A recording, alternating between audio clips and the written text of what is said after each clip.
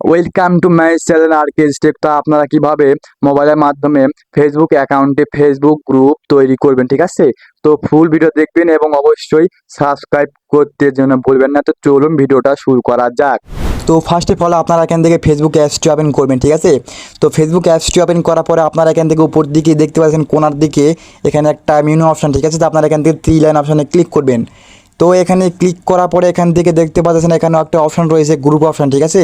তো আপনারা যদি এখানে না পান তাহলে আপনারা এখান থেকে সিম অপশানে ক্লিক করে আপনারা এখান থেকে নিয়ে আসবেন। তারপর এখান থেকে গ্রুপস অপশানে ক্লিক করবেন। এখানে ক্লিক করার পরে উপর দিকে দেখতে পাচ্ছেন এখানে প্লাস আইকন একটা রয়েছে। তো আপনারা এখান থেকে প্লাস আইকনে ক্লিক করে দিবেন, ঠিক আছে? তো প্লাস আইকনে ক্লিক করার পরে আপনারা এখানে নিচের দিকে দেখতে পাচ্ছেন এখানে দুইটি অপশন রয়েছে। তো আপনারা এখান থেকে নিচের দিকে ক্রিয়েটিভ গ্রুপ আপনারা এই অপশানে ক্লিক করবেন।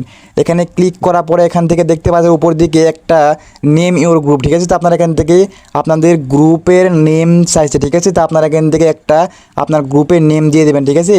তো আপনারা এখান থেকে আমি এখান থেকে একটা নাম দিয়ে দিলাম, ঠিক আছে? তো আপনারা এখান থেকে ইচ্ছা মতো একটা নাম দিবেন। দেওয়ার পর আপনারা এখান থেকে নিচের দিকে দেখতে পাচ্ছেন এখান থেকে একটা অ্যারো অপশন রয়েছে। তো আপনারা এখান থেকে অ্যারো অপশানে ক্লিক করে দেবেন। করার পরে আপনারা এখান থেকে দুটি অপশন রয়েছে, একটা হলো পাবলিক, একটা হলো প্রাইভেট।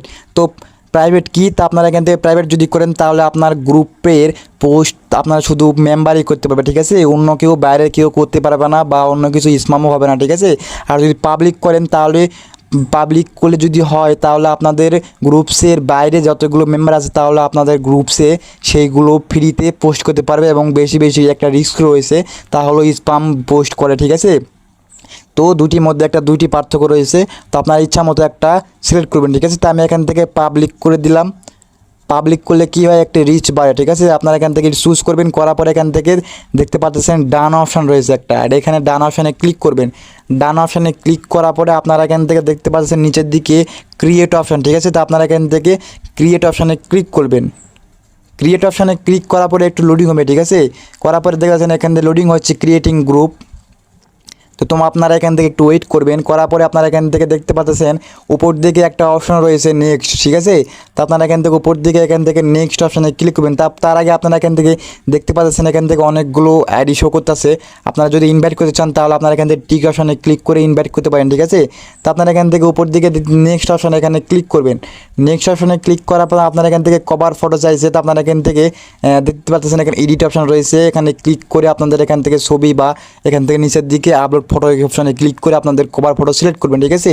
তারপরে আপনারা এখান থেকে কী করবেন, এখান থেকে দেওয়ার পর আপনারা এখান থেকে ব্যাগ অপশানে ক্লিক করবেন, এখান থেকে নিচের দিকে নেক্সট অপশানে ক্লিক করবেন।